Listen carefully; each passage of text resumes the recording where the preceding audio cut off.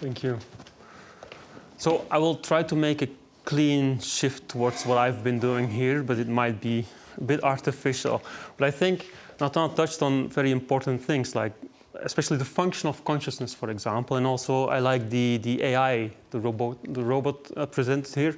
So imagine that this robot can do whatever humans do, but we still think it's unconscious. It means kind of, or you can deduce from this, that consciousness might not have any real function. And while I was looking at your results of your experiment on face processing, I guess what you're suggesting is that if activity within this one specific brain area related to face processing is high enough, this will create a conscious experience, right? So there might be not some kind of dedicated brain area that brings about consciousness. Maybe it's just all epiphenomenal.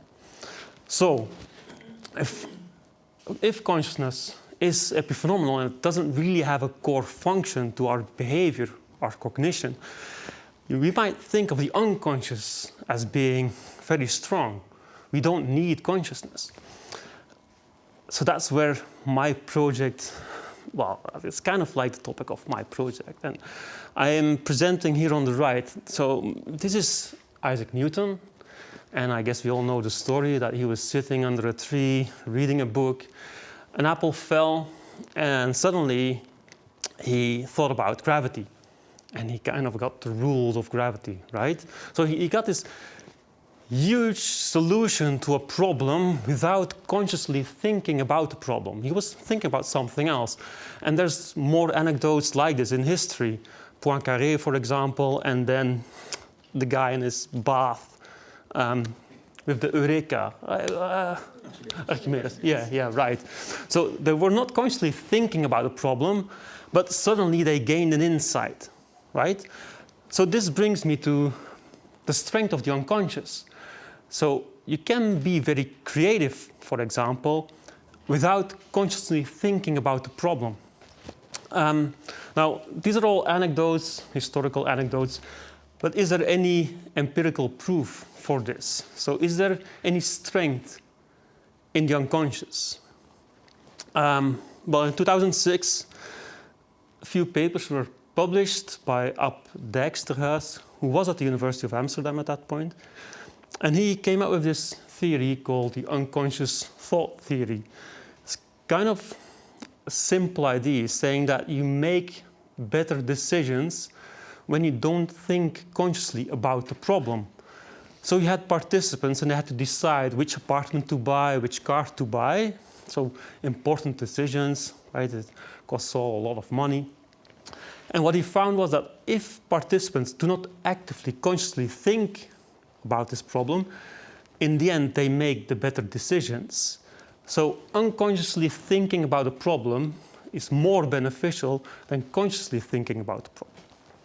So what he said is, like, if you have this incubation period, so the time in between presenting the problem and coming up with a solution, that's the incubation period. If you don't consciously think about the problem, it leads to more divergent thinking. So you become more creative. Now, it has to be said, published in Science, high-impact articles, he became quite famous, hard to replicate. So we don't really know how strong these data really are. Other pieces of evidence. This is a study by Sio and Ormerod. They did this meta-analysis on all studies, I think 120 studies, that looked at this incubation period and how this incubation period affects problem solving. And the take-home message from this article I want to talk about here is that what they found is that the incubation period that stimulates problem solving, it's better to have a non-demanding task during the incubation period compared to a demanding task. So I give you a problem, right? Then I don't want you to think about the problem, so you need to do something in between. If I give you an easy task in between, your creativity will be better compared to when I give you a hard task in between. Does that make sense? Right? So the incubation period is most beneficial when you have an undemanding task to complete. And then finally, I think this all led to this specific study that I want to discuss in full detail, because that's what my project is all about. So then you have these guys, Bert and colleagues, and they did this one study. So what they thought is, well, in an undemanding task, you tend to mind wander more, because you don't need all of your attention to go to the task. So you have free attention available to solve the problem. So you mind wander more in undemanding tasks compared to demanding tasks. So maybe it's the mind wandering that facilitates creativity. They did this study and they found indeed that mind wandering, how do they say it? Mind wandering facilitates creative incubation. That's this one study. The thing is, it's highly impactful. It's been cited, I think, 1,600 times already. Everyone's referring to it. I even got a paper.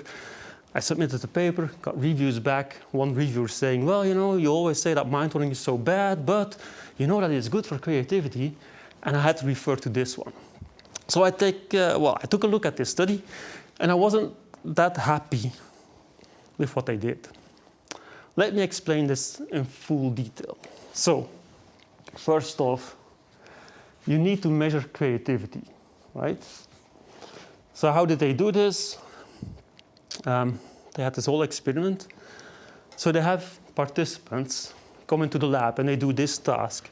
It's called the unusual uses task. It's supposed to measure creativity. It goes like this. So just try to do this mentally. I present to you an object, and now you have 2 minutes of time to think about all of the things you can do with the object.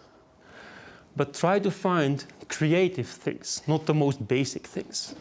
For example, this is a brick. So now you would have 2 minutes of time to think about things you can do with a brick, right? So each participant got 2 of these problems, 2 minutes for each problem.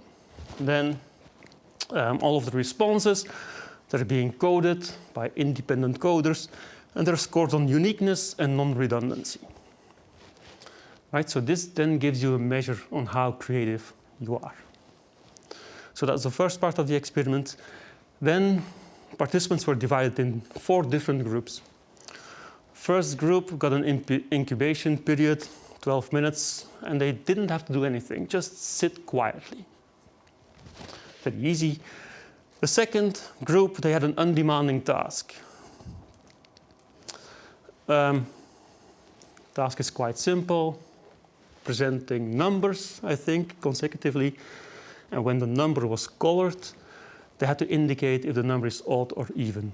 So it requires some attention, but in essence, it's quite an easy task to do. It doesn't require too much. So that's the undemanding task. And then the third group, they had a demanding task, so they didn't have to decide on the current letter, but they had to keep in mind the letter that was presented before, and they had to say if the letter presented before the colored number was odd or even. So this requires way more attention, right? You have to update your working memory all the time. So that's a demanding task. Now, after these incubation periods, they asked these participants, so how often were you engaged in task-unrelated thoughts?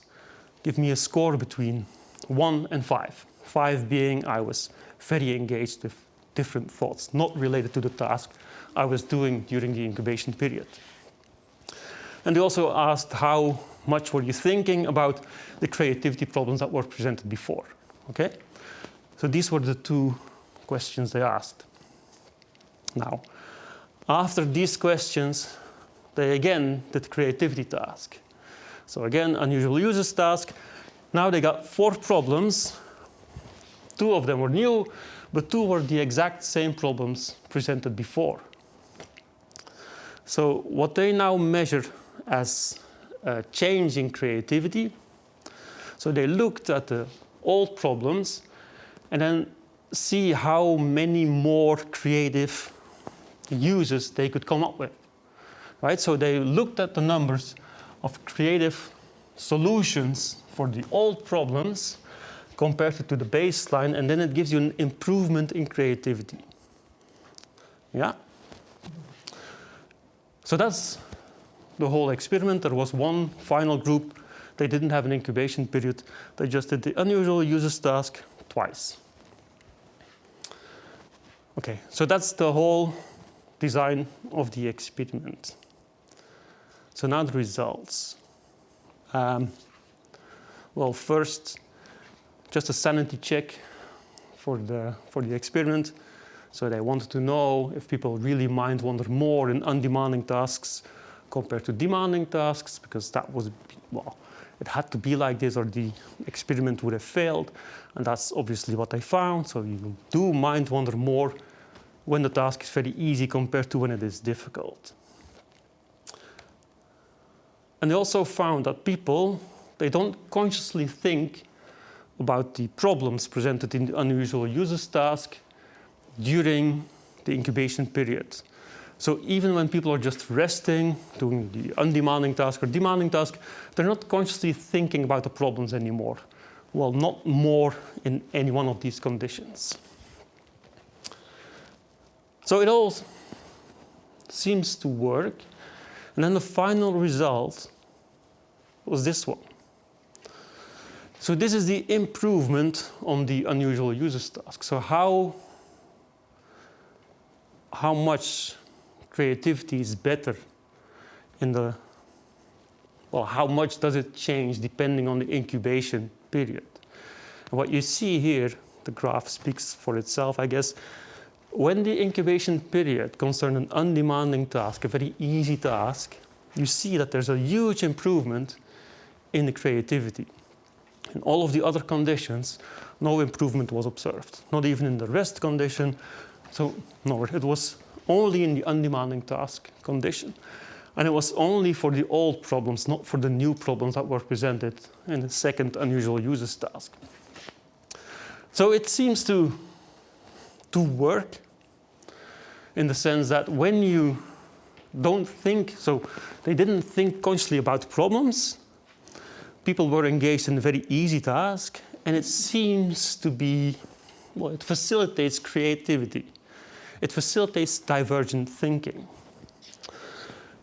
Now, I guess it sounds okay, but as it often goes, unfortunately, when you look at a scientific paper in detail, very often you become less satisfied with what they present, and you think that you can do way better than they did, because it might have been suboptimal. I'm not going to talk about any of the statistical details, but some of the values were kind of inconsistent. I think the major problem with this paper is that the evidence that they present is rather indirect. Because what they assume and what they find is that if you have an undemanding task, in general, people will mind wander more. And then from this, they argue, well, in the undemanding task, the people who had an undemanding task in the incubation period, they also show an improvement in creativity. Hence, mind wandering is related to an improvement in creativity. But it's very indirect, right? You're kind of relating two different statistical tests.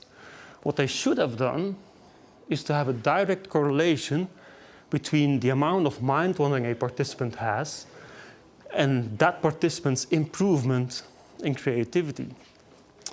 And they don't report this in the paper, so they only present this as evidence. So I thought we can do this better. That's a project I did here. I presented to the Gates, and I was so happy that they allowed me to come here and do this again. So there is a dire need of replication, I think.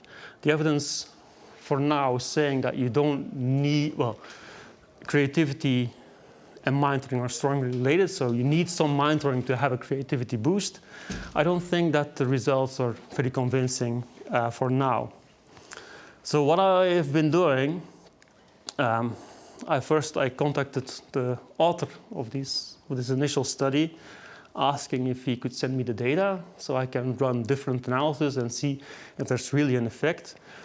He was very kind, in fact, very responsive and willing to collaborate on this, but the original data is missing. It's a study from 2012, so I guess he collected data 2011, 2010, and yeah, science was a bit different back then. We didn't really save data for a long time compared to now. We're really we tend to be very open on the data. We share data. At that point in time, it wasn't really there, so he didn't have anything anymore. But he told me, like, contact me if you need more details about the protocol, things like this. I can help you out, maybe. So I'm still in contact with him. And he's willing to help with a replication. So he wanted to replicate the study, and what I've been doing is to develop the protocol here. So you would just have the same experimental design, calculated the number of participants that we would need to test to have a reliable effect size. So we would need to test 400 people, which is quite a lot, in fact, and not feasible within 4 months. Yeah, set up a different statistics plan. So I think statistics weren't very great in the original paper. We can do better. And also the scoring of creativity in unusual users task, how they did it, is kind of debated. So I'm now collaborating with someone who studies creativity, and he has novel ways to quantify creativity based on exactly the same task. So what I've been doing is to think about all of this, write it down, and the paper is now, I think, ready, and I would like to submit it next week as a registered report, meaning that we submit the paper without any data, without any results.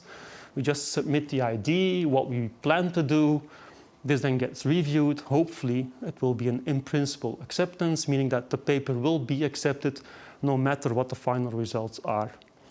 So that's the plan for next week, my final week of my stay here at the Massey. So while I was working on this and writing it down, I personally found that maybe the contribution is a bit meager. It's just a replication, which is an easy way to do science. So I've also been reading on what we can do additionally. And as I'm a cognitive neuroscientist, and my main interest, in fact, is sleep in your brain while you are awake, I thought that we might add some EEG recordings. Nathan already talked about EEG, is putting electrodes on the scalp of participants and then record brain activity. The idea would then be to see what kind of brain activity relates to an increase in creativity. And more specifically, I think it might have to do with alpha oscillations. So your neurons, they oscillate in a very specific way.